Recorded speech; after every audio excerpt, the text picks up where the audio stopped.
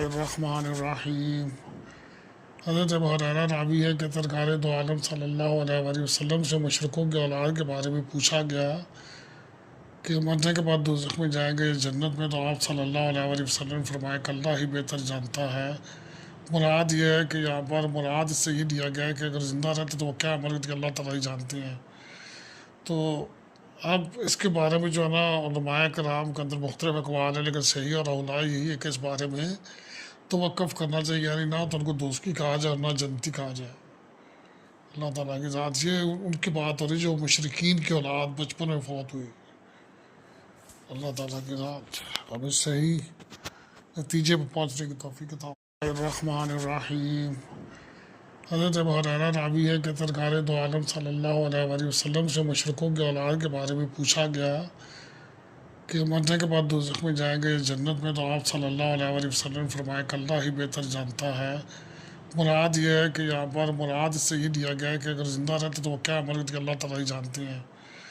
تو اب اس کے بارے میں جو ہے نا علماء کرام کے اندر مختلف اقوال ہیں، لیکن صحیح اور اولا یہی ہے کہ اس بارے میں توقف کرنا چاہیے، یعنی نہ تو ان کو دوستی کہا جائے اور نہ جنتی کہا جائے۔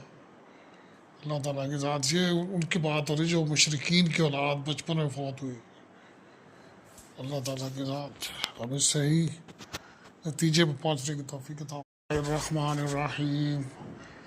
حضرت ابو ہریرہ راوی ہے کہ سرکار دو عالم صلی اللہ علیہ وآلہ وسلم سے مشرکوں کے اولاد کے بارے میں پوچھا گیا کہ مرنے کے بعد دوزخ میں جائیں گے جنت میں، تو آپ صلی اللہ علیہ وآلہ وسلم نے فرمایا کہ اللہ ہی بہتر جانتا ہے۔ مراد یہ ہے کہ یہاں پر مراد اس سے یہ دیا گیا ہے کہ اگر زندہ رہتے تو وہ کیا عمل کرتے اللہ تعالیٰ ہی جانتے ہیں۔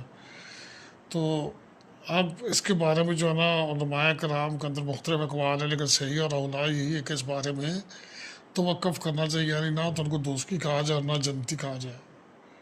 اللہ تعالیٰ کی ذات یہ ان کی بات ہو رہی جو مشرکین کی اولاد بچپن میں فوت ہوئی۔ اللہ تعالیٰ کی ذات اب اس صحیح نتیجے پر پہنچنے کی توفیق عطا